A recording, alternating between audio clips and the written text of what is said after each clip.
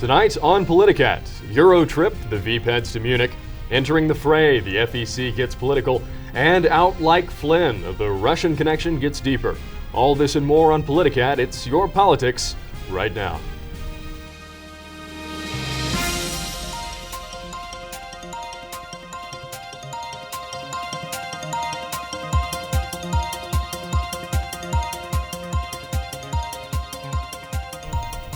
Good evening and welcome to Politicat. I'm your host, Eric Miller, and now for today's headlines.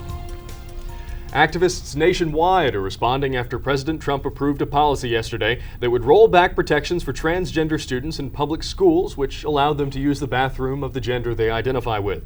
The president chose three-star General H.R. McMaster to replace Michael Flynn as National Security Advisor. The pick was praised by several lawmakers. Republican members of Congress have faced increasing unrest and protests at town halls across the country. The White House claims the attendees are paid protesters, but other lawmakers are saying there is no evidence for that. Milo Yiannopoulos, the controversial conservative pundit, has resigned from his role as senior editor of Breitbart News and lost his invitation to this week's Conservative Political Action Conference after a video surfaced showing him apparently defending sexual relationships between minors and older men. And turning now to foreign policy, it's certainly been a busy week for the Trump administration overseas. Secretary of Defense James Mattis made a surprise trip to Baghdad this week. Mr. Mattis was there to help plan further coalition assaults against ISIS and to smooth tensions with the Iraqi government. The Iraqis were upset not only by President Trump's travel ban, which included Iraq, but also comments he made last month that the U.S. should have, quote, kept Iraq's oil following the 2003 invasion. For more, let's go to our panel. Tonight, we're joined by Alex Smith from the Northwestern Political Union and David Donnelly from the NU College Republicans. Gentlemen, thank you both very much for being here. Thank you for having us. Yeah. Now, panel, what do these comments mean for the American position in Iraq? From the Iraqi perspective, can the U.S. be trusted to carry out our obligations? David? Well, I would certainly hope so. I would hope that Iraqis would take everything that Trump tweets and says the same way that most reasonable Americans do, with a little bit of a grain of salt. I disagree with the statement on taking the oil, as with I think most people did. That was really only going to inflame tensions. And that relationship between the U.S. and Iraq is especially important right now, just with the rebuilding of Iraq and the emergence of ISIS. Alex?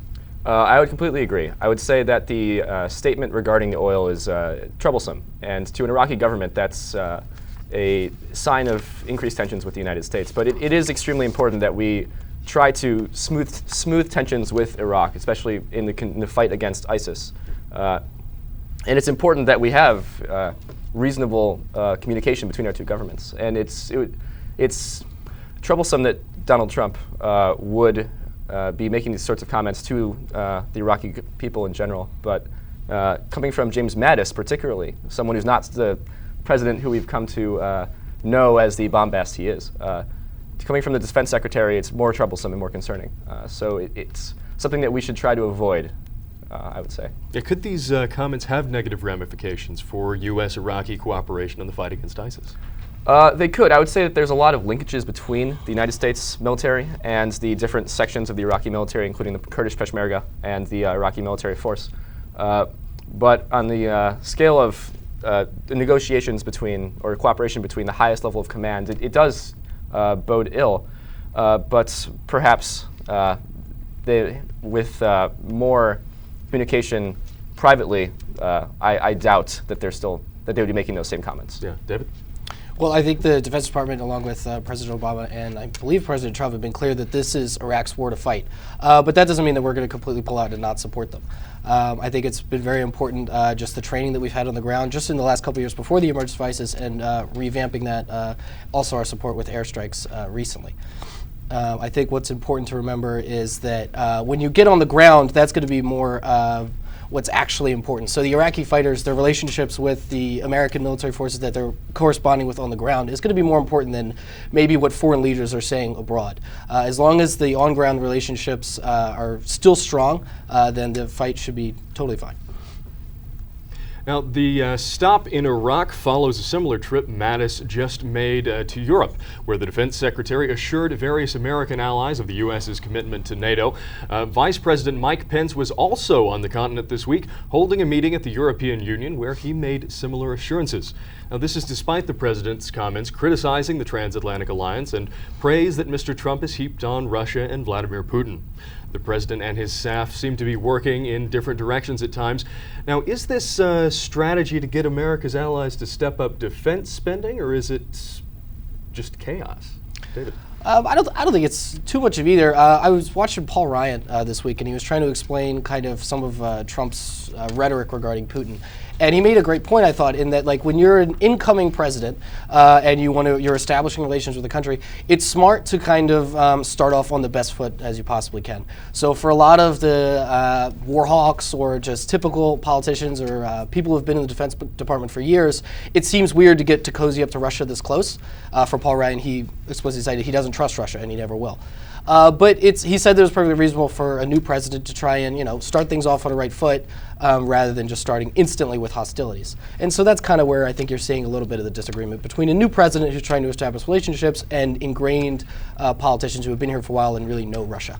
Yeah. Alex, do you agree? I would disagree with that pragmatic assessment. I would say that in this particular setting, with tensions with Russia after their annexation of Ukraine and their involvement in the Syrian civil war, with their buildup of Russian troops outside of Baltic states, with their military drills and war games regarding Northern European countries, and their influence through propaganda in upcoming European elections, it's dangerous for the United States to alienate its allies by cozying up to someone that they so clearly feel threatened by. The calls to raise spending are legitimate in of themselves, but in this particular context, I would say that they should be delayed, and that we should have unambiguous support for our NATO allies, which we have claimed to have, and then at the same time have undermined those claims by calling for these increased spending. And James Mattis last week saying that he was willing to moderate our commitment to NATO if they do not step up their spending. So I would say it's not a pragmatic approach, and it's probably troublesome for our relationship. David, would you care to respond? Sure. I mean, I think we can at the same time. We're not leaving our allies in NATO out to dry by simply saying that we would like to open conversations with Russia. I mean, we're trying a diplomatic approach that's kind of weird for the Republicans to kind of take this as the first step, which is kind of, Trump has always been, he's not a total Republican in that way. If I was to make a prediction, I would think that Trump's going to learn pretty quick, just my personal opinion on Russia, that they're not people to be trusted or who are going to work with, so it's probably going to revert back. In terms of talking about scaling back payments to NATO, that could be seen as kind of isolating allies, but at the same time, we also have a lot of fiscal problems that we're dealing with domestically. So that's more linked to that, I would say, than foreign kind of policy standpoint. Okay. Well, James Mattis wasn't the only one who made a trip to the Mideast this week. Senator John McCain, chairman of the Senate Armed Services Committee, made a fact-finding trip to northern Syria this week.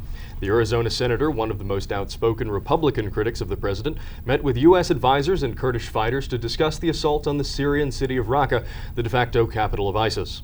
The trip capped off a multi-country survey of the Middle East and American allies in the region. Now, what does Senator McCain's visit really mean for American strategy in the region? Could we be seeing a potentially different approach from the president? Alex? I would say that towards ISIS, the approach in the short term is relatively simple. We support the Kurdish Peshmerga troops and the Iraqi regulars. And by the end of Donald Trump's presidency, it seems pretty clear that we will have defeated ISIS. The problem is what to do after. What's the day after approach? And the supporters of ISIS and the members of ISIS, they're just the same as anybody else in those countries. They can blend back in. And so it's important for us to be able to work with the Iraqi government. And I think this trip probably bodes well on that front. Yeah. David? There's been no bigger critic in the Republican side on Donald Trump's foreign policy positions than John McCain. And I think you kind of have seen a little bit of like a renaissance of John McCain. He sort of went away after his 2008 loss, and through his criticism of Trump, he's kind of had a resurgence, which is kind of a reason for this tour. He's a phenomenal expert on foreign policy. He's a member of the Senate several military what are they called? Subcommittees and different committees. Yeah, there you go. So I think it was an exciting trip. Nothing super new or kind of inflammatory coming out of it. Just pretty much, I'd agree with what Alex said. Just kind of holding ship and keeping our same strategy. All right. Well, after the break, What's going on over at the FEC? We'll take a look. Stay tuned on Politicat. At Northwestern, we're wildcats in every way.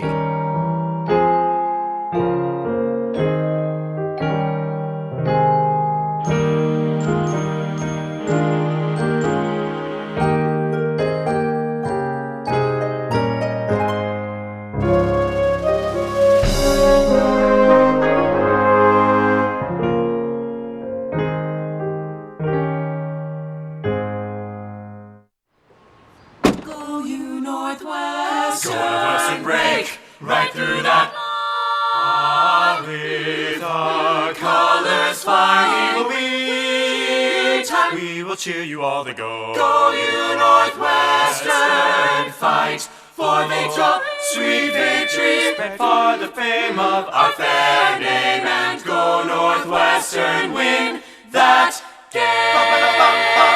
Go Cats! Welcome back.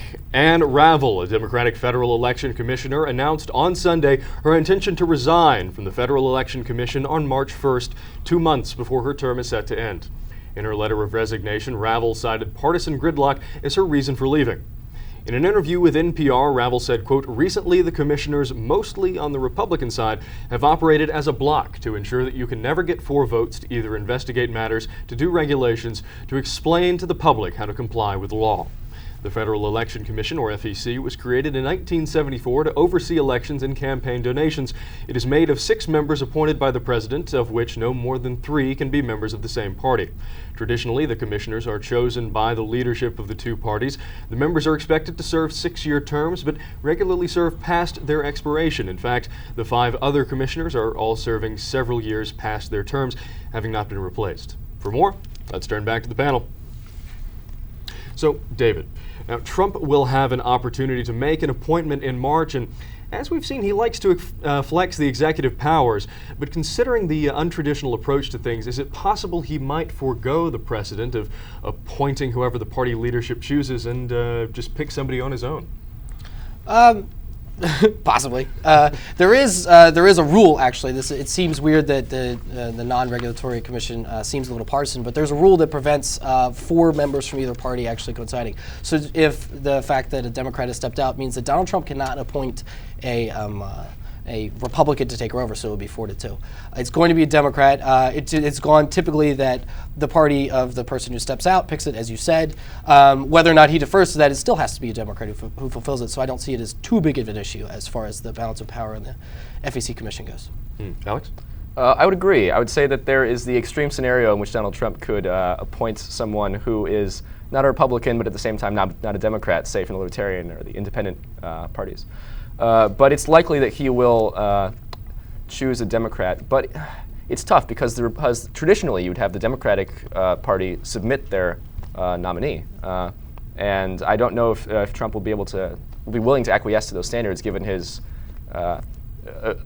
disdain for tradition that he's shown in the recent past months. Yeah, well, critics of the FEC say that its structure makes the gridlock cited by Ravel possible, and the numbers reflect that. From 2008 to 2014, more than 200 votes resulted in a 3-3 tie.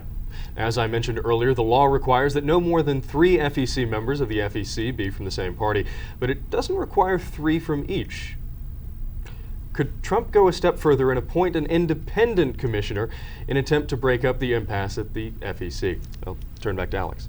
I would say it's a possibility, but I don't think that it's likely. President Trump needs to engender some support within within Congress for his actions, and I would say that repeated attempts to alienate Congress and go around them by blatant disregard of procedure would not bode well for his ability to work with them in the future. And I believe he has that minimal level of pragmatic approach to government that he would. At the maximum, appoint his own Democrat as opposed to the Democrat chosen by the party. Is an independent candidate possible, Dave? Oh, I think it's definitely possible. Trump has a supermajority in Congress, so he doesn't really need them. It's a very slim margin, so you might be right in that it would be politically wise of him to choose a Democrat. There has been a lot of gridlock recently, especially compared to how the commission functioned pre-Citizens United. But for the most part, the blocks tend to go to just non-deciding, which Commissioner or Member Ravel supported as one of her main reasons is leaving, is that she felt that even in times of ties, it was going against her. And so I think that this could be a good opportunity for him to try and break that up. That's not something that's really, I guess, optimal. And I would not be surprised at all if he picked an independent person. Yeah. Well, the FEC was in the news again this week after Democratic Commissioner Ellen Weintraub received a letter from the government watchdog group Cause of Action Institute about statements she made earlier this month. Weintraub on February 10th called on President Trump to provide proof of his claim that widespread voter fraud led to him losing the popular vote. Cause of Action claims that Weintraub abused her position, but Weintraub fired back, stating that the comments were within her authority as FEC commissioner and that she quoted will not be silenced. So, is Weintraub within her rights as the commissioner? Is this being too politicized?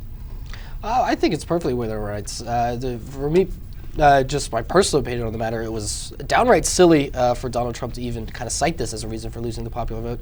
There's far better arguments for the reasons that he lost the popular vote. You know, it's really, the election doesn't matter on it. He didn't campaign to win the popular vote. He still has a legitimate mandate to run the country. So it's a very strange question that he brought up, and I think it was well within her rights to kind of defend the institution that she's part of the commission to support. Yeah, Alex. I would completely agree, David. I would say that the more concerning aspect of this story for me is that a watchdog was sent after this FEC member, after her claims for evidence regarding Donald Trump's claims. The ability to pressure members of the bureaucracy who disagree with your position is powerful, and it's a shame to see that being abused by the government, and it makes me cautious of all of the other bureaucrats who may not have as much political courage to go against the leader, knowing that they may be faced retributive action. Yeah. David, would you like to respond? I don't know if the watchdog group was this an independent group, or was this something that was put forward by the Trump administration? No, this was an independent group, I believe. Right. So I mean, if it's an independent group, that's democracy, baby. They didn't like that she said. They thought that she stepped out of line, and independent Americans decided to call her out for it. Just as much as she has a right to come out and give basically her opinion on the matter, so did the watchdog group to kind of call her out on it. Love it. Yeah. Well, this story comes after several other government agencies, which were previously apolitical, have gotten involved and made statements critical of the Trump administration, such as the EPA in the first week of the presidency and the numerous leaks from various intelligence agencies. Are we seeing a trend that we should be concerned about with various government departments breaking with the executive? David? I'd be a little concerned if I was Trump. He still is the president. He's got plenty of power. He can replace them if he wants to. So I cannot remember a time, I'm not very old, but where I can't remember a big precedent for this. During the transition of power that I know of, it's usually been pretty smooth with lower level bureaucrats kind of minding their own business and just doing their work. I know that the EPA was particularly perturbed by some of the statements that he made, but that's always kind of been a little leaning against Republicans just for a lot of the beliefs that they hold. And also a lot of these, you said, things that are departments that are supposed to be apolitical. It's Washington, D.C., even things that are, are supposed to be apolitical really aren't. People are people and they have their values. So this is kind of just people being a little more vocal. Yeah. Alex? I would agree. I'd say that some level of dissent within and between government agencies is relatively common. That's present in every administration. And the presidential authority and discretion in replacing and appointing new members of that bureaucracy is pretty wide. So I'd say this really isn't something to worry about over much. But I would say that it's encouraging to see members of government speaking their mind in advocating for what policies they should see for their agency, even if they still have to follow, in the end, the commands of the president. Yeah. David? Yeah, like I said before, love people speaking out. And this is also kind of a result of, we've seen a general increase in political fervor, opinion, people being vocal.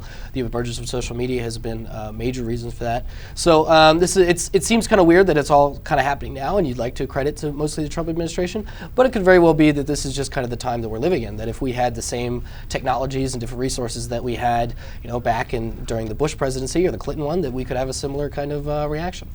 All right. Well, it's worth noting that Weintraub served as chairwoman for the commission for the year of 2013. And when we come back, Russia and Michael Flynn, the scandal that just won't go away.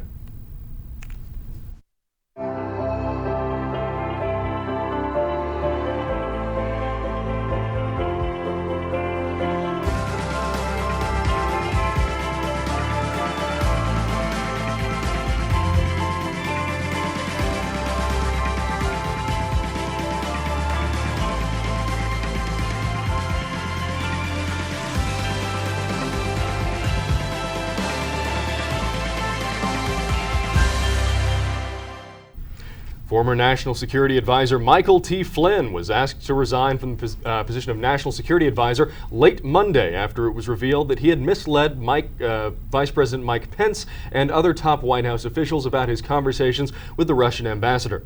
A Washington Post article claimed that fired Attorney General Sally Yates had informed the president that Flynn had discussed sanctions with the Russians. His resignation makes him the shortest-serving National Security Advisor ever, with just 24 days in the office. Flynn admitted that he may have withheld information regarding his phone call with the ambassador. Previously, Flynn had denied having any substantive conversation with the Russians at all, and Pence, having incomplete information, had repeatedly defended Flynn on TV. Now, Mr. Trump's new pick for the National Security Advisor comes as a relief to many since H.R. McMaster, the new appointee, is a widely respected military strategist, best known for his innovative thinking during the height of the Iraq War. The phone calls by Flynn while former President Obama levied sanctions against Russia and expelled several Russian diplomats in response to Russia's alleged meddling in the U.S. election. Now, what might Flynn's motives have been for making these calls at that time? I mean, we were transitioning presidencies, essentially. This is, again, as Paul Ryan talked extensively about this, and that it's not uncommon for new officials inside of a new administration to call ambassadors or to start forming relationships before you start to get in the White House. You don't want to step foot and, take your hand off the Bible and having talked to no one. It was fine that he was trying to establish relationships as long as we don't know what the actual conversations was about, as long as they were acceptable and weren't kind of anything bad. But the real problem was that he lied about it. For me, it's confusing why he would lie about it. It doesn't seem too unreasonable that he's talking to the ambassadors at all. But the fact that he lied to an upper level cabinet position, or the vice president and several other cabinet members inside of the White House, is just enough reason to fire him. Yeah. Alex? I would agree, but I would also say that it reflects, the discussion and the lying subsequently reflect an ignorance of procedure.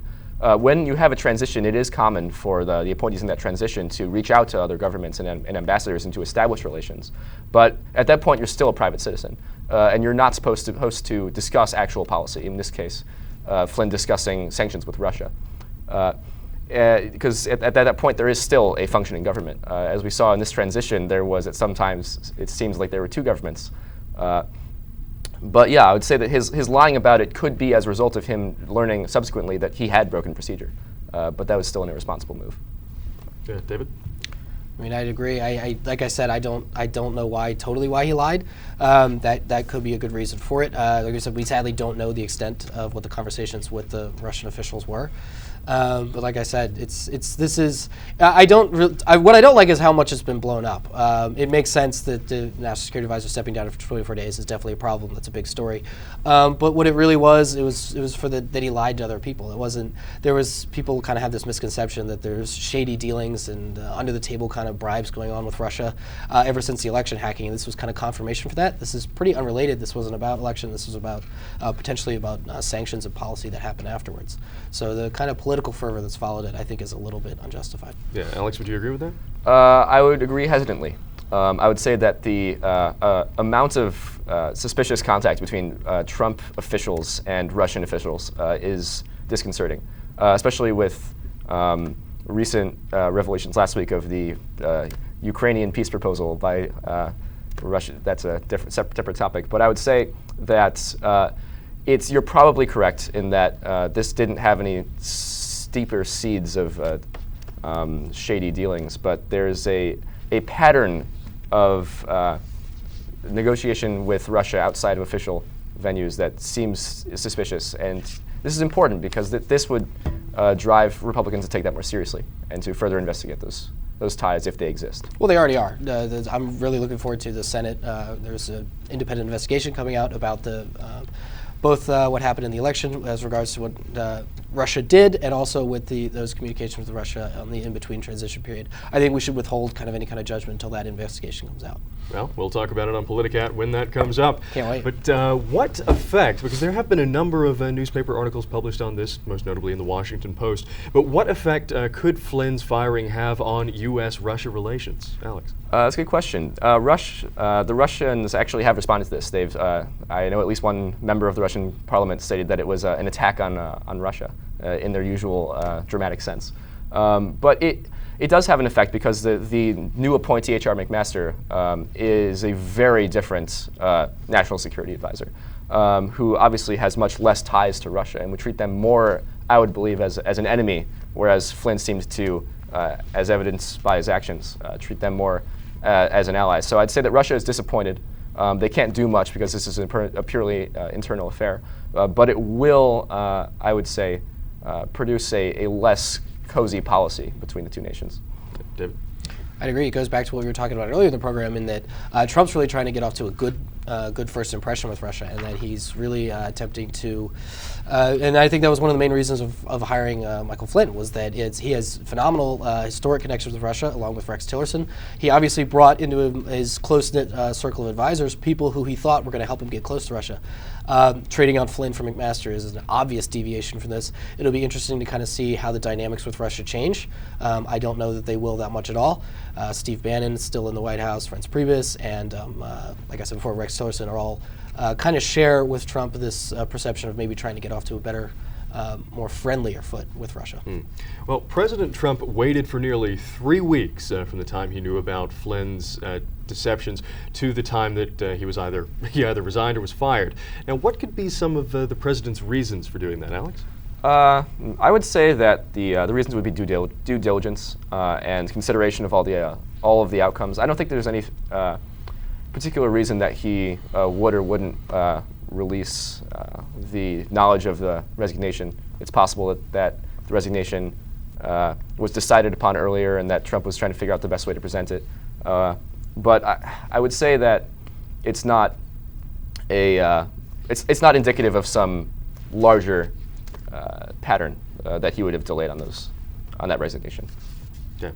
Well, what can we expect, turning now to Trump's new national security advisor, from H.R. McMaster? How will a man who has a tremendous amount of military experience shape that job, David? Well, I'm really excited to see what is going to happen. He hasn't spoken too much publicly about any of his policies. I think he's kind of trying to play more of the advisor role. It's not typically the job of an advisor to kind of go out and publicly declare what an administration's policy is going to be. It's kind of to be behind the curtains, giving the president different options. And I think that's what we're mostly going to see. He is known for being a very intelligent, possibly many people call him the smartest man in the military, so that's a phenomenal person to have in the White House. And he's also known for being very aggressive, which I think could play out later on, when the first time we're still kind of waiting for Russia and the United States to really kind of rub heels, or a true conflict to kind of arise. Yeah. Anything you'd like to add? Sure. I would say that while we're in multiple conflicts against ISIS and still in Afghanistan and other areas, it's important that we have someone who is a brilliant military strategist in that position. Furthermore, McMaster is known as a dissenter, right? He made his claim to fame by writing a book excoriating the Joint Chiefs of Staff during the Vietnam War. So especially in this political climate, I think it's very important to have dissenting voices at high levels in the government that'll make, especially those under him, feel comfortable also dissenting and creating a more positive, deliberative environment to create policy. Well, the choice of McMaster continued President Trump's reliance on high-ranking military officers to advise him on national security policy, including Secretary of Defense James Mattis and Homeland Secretary John Kelly. And now for the final word. As a side note, the views expressed in this segment are not necessarily the views of Northwestern University or the Northwestern News Network. They are solely those of the Politicat staff. Now, as we mentioned in the headlines, Republican lawmakers have been returning to their home districts to find significant protests and demonstrations at town hall meetings from New Hampshire to Texas. Americans Well, they're upset. People are anxious about whether their health care will be rescinded. They're asking for answers about their president's dealings. They want accountability from their public servants. The American Town Hall is one of our oldest traditions, dating back even before the Constitution. It is literally one of the forms of democratic free speech and assembly that the Founding Fathers were protecting in the Bill of Rights. As one of our time-honored rituals, the voice of everyday people should be heard and heeded. Many lawmakers faced the crowds these past 2 weeks, as is their duty, but several more ignored the crowds, canceled meetings, and wrote off their constituents as paid protesters. President Trump, in a tweet, echoed this sentiment, writing that the crowds were, quote, planned out by liberal activists. Sad. Now, that is exactly what that is exactly what they were, but it's nothing to be sad about. Planned protests by people who want their voices to be heard, who believe that just because they aren't the majority in their district, that doesn't mean that they don't get a say. When the president and Congress use unfounded claims to attack the channels for normal people to get their say, democracy suffers. It is the opinion of the Politicat staff that the American voter shouldn't be ignored. Well, folks, that's our show for tonight. Thank you to our guests, Alex Smith Thank you. and David Donnelly. I'm your host, Eric Miller, and you've been watching Politicat. Good night.